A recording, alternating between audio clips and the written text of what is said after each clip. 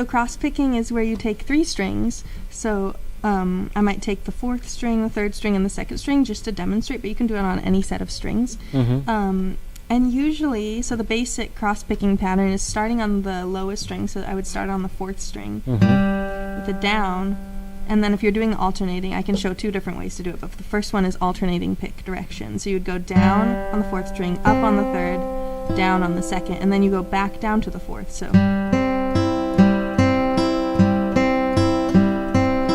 I'm alternating all the strings, so the first 3 notes you do is down, up, down, and then when you go back to the 4th string, you're on an up, so up, down, up.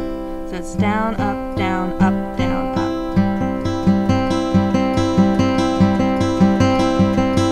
up. So that's a kind of a pattern of 3, and if you're playing in 4, the way you can round it out to fit in one measure is do it 2 times through, so, and then put 2 notes at the end.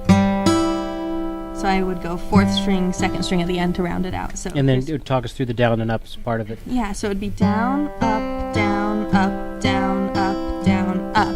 Which gives you an 8-note pattern. And then you're back to the beginning, yeah. So now, put that into a musical context for us.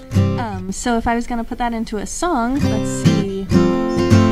So one that I often show people is Wildwood Flower, because that's kind of a tune that a lot of people learned. It was one of the first tunes I ever learned to play on guitar.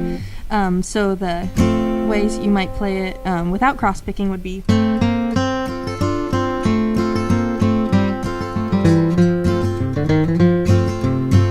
you're putting strums in, but if you want to add in that cross-picking pattern, you would go...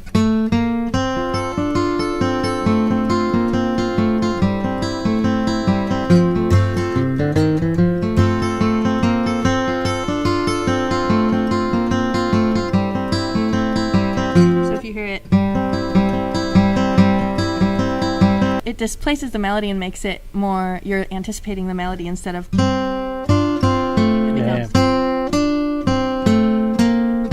Which is cool. Gives it a nice sound. And with the arpeggiation that's going on between the cross-picking and different chords, it kind of fills it out. The chords. It's nice.